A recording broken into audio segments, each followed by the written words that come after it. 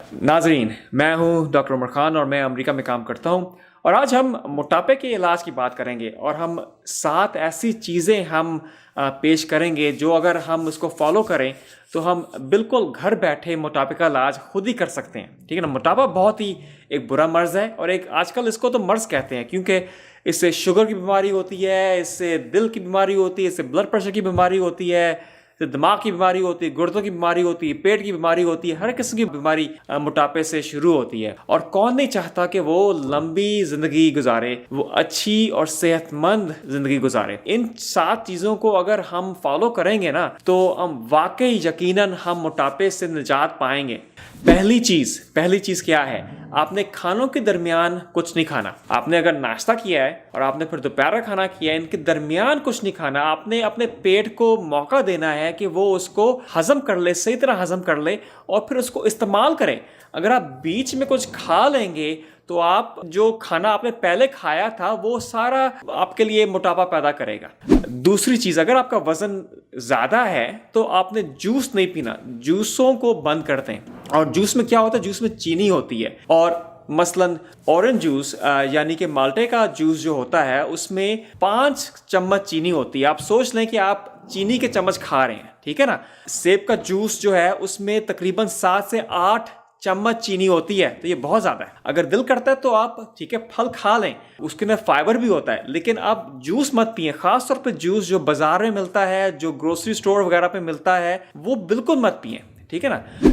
तीसरी चीज, आपने सोडा वगैरह बिल्कुल बंद कर देना है। सोडे में भी बहुत चीनी होती है। एक कैन सोडे का, एक जो कैन होता है उसके अंदर तकरीबन 6 से 8 चम्मच चीनी होती है। आप सोडे का कैन में 6 से 8 चम्मच चीनी होती है। बहुत ज्यादा है, बहुत ज्यादा है। लोग कहते हैं कि मैं जीरो वाला सोडा हम पीते हैं, उसमें कोई चीनी नहीं है, लेकिन उसके अंदर आर्टिफिशियल स्वीटनर्स यानी कि वो ऐसे केमिकल होते हैं कि जो आपके जिस्म को कंफ्यूज कर देते हैं। आपके जिस्म को कहते हैं कि हाँ ठीक है आपको मीठा महसूस हो रहा है, लेकिन कंफ्यूज आप अपने जिस्म को क्यों करें? उससे कोई फायदा आपको नहीं मिलता। तो सोडा, चाहे वो शुगर वाला सोडा हो या शुगर के बगैर हो, आपने सोडा बिल्कुल आपने बंद कर देना है। चौथा नंबर में यह है कि आपने खाना 6 बजे शुरू करना है और 6:30 बजे आपने खत्म कर देना है। उसके बाद आपने खाना कुछ नहीं खाना, ठीक है, पानी बंदा पी ले, ठीक है ना। खाना, जूस वगैरह, स्नैक वगैरह, और उसके बाद 6:30 बजे के बाद कुछ नहीं करना। क्योंकि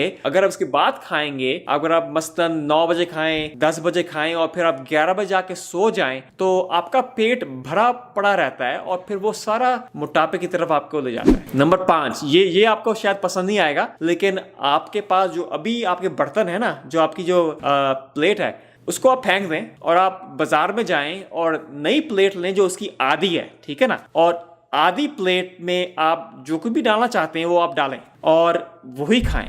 आपने एक ही दफा खाना लेना है, उस पर मजीद और नहीं डालना। ये आपका अगर करेंगे तो फिर आप वाकई वजन आपका कम हो जाएगा। और ये मत समझें कि आप भूखे रह जाएंगे, क्योंकि भूखे आप नहीं रहेंगे, ये आपकी आदत बन जाएगी और इससे आपको क्या होगा, आप बेहतर महसूस करेंगे, आपका वजन घट जाएगा, आपको घुटने के दर्द वगैरह बेहतर हो जाएंगे, आपका ब्लड प्रेशर खत्म हो जाएगा, आपका शुगर की बीमारियां खत्म हो जाएंगी।